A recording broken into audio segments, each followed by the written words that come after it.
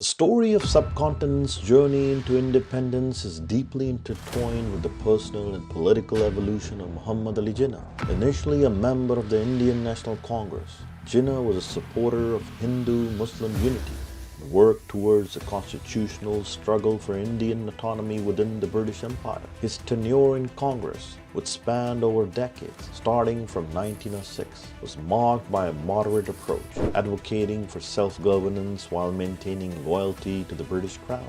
Jinnah's vision for India was one of secular nationalism, where Hindus and Muslims could coexist as equal partners. However, as time passed, he grew increasingly disillusioned with the Congress. The tipping point came with several key events, the policies adopted by the Congress that Jinnah felt did not clearly represent the interests of the Muslim population. One pivotal incident was the Lucknow Pact of 1916, a mutual agreement between the Congress and All India Muslim League, which initially brought the two organizations together, with Jinnah playing a critical role in its formulation. However, the subsequent non-cooperation movement led by Gandhi in 1920, which advocated for the boycott of British institutions, conflicted with Jinnah's constitutional principles. He believed in gradual reform and legal means rather than direct action, which he saw as counterproductive. The political landscape shifted significantly in 1920, and the introduction of the Nehru Report in 1928,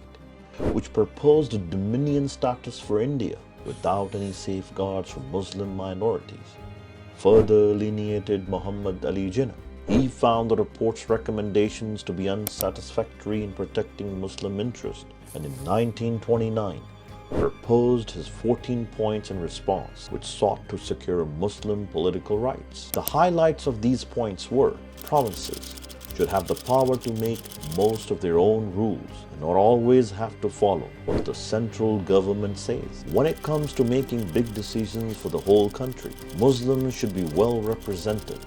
That means that at least 1 out of every 3 people in the main law-making group should be Muslims. Everyone should be free to follow their own religion. Muslims should be able to choose their leaders in their own special way, unless they decide they don't want to do that anymore. In certain areas like Punjab, Bengal, and Northwest Frontier Province, most of the people should be Muslim. Big changes to the country's most important rules should only be made if most people agree, including Muslims. Also, Muslims should have a fair number of government jobs and opportunities in places that run themselves, like universities. Finally, Muslims should be able to keep their culture, speak their language, and practice their religion without being forced into use a language they don't want to. Congress' response to Muhammad Ali Jinnah's 14 points were essentially one of rejection. Indian National Congress, which was predominantly Hindu, led by figures like Jawaharlal Nehru,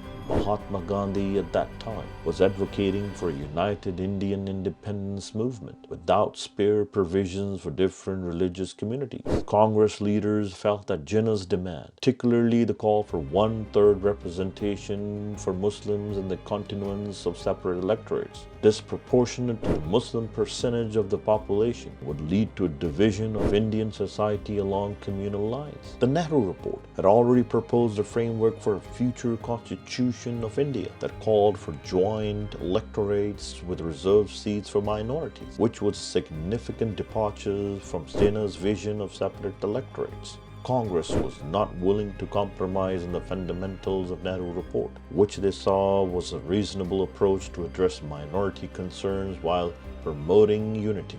Muhammad Ali Jinnah finally made a decision to leave the Congress, further intensifying his shift towards advocating for Muslim rights and leading to his pivotal role in joining the Muslim League. Both were born in families who spoke Gujarati. They finished their high school at the University of Bombay. After that, both went to London to study law at the Inns of Court. They also fought for India's freedom from the British, but then they split up because of the two-nation theory. Still, there were things they had in common.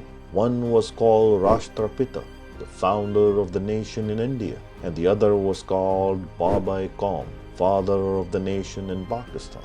Jinnah had great respect for Gandhi. Upon hearing the news of Gandhi's assassination, he was moved to write the following words: "I'm shocked to learn of the most dastardly attack on the life of Mr. Gandhi, resulting in his death. Whatever our political differences, he was one of the greatest men produced by the Hindu community, and a leader who commanded the universal confidence and respect." Thank you very much for watching my video, and please, if you like it, don't forget to subscribe.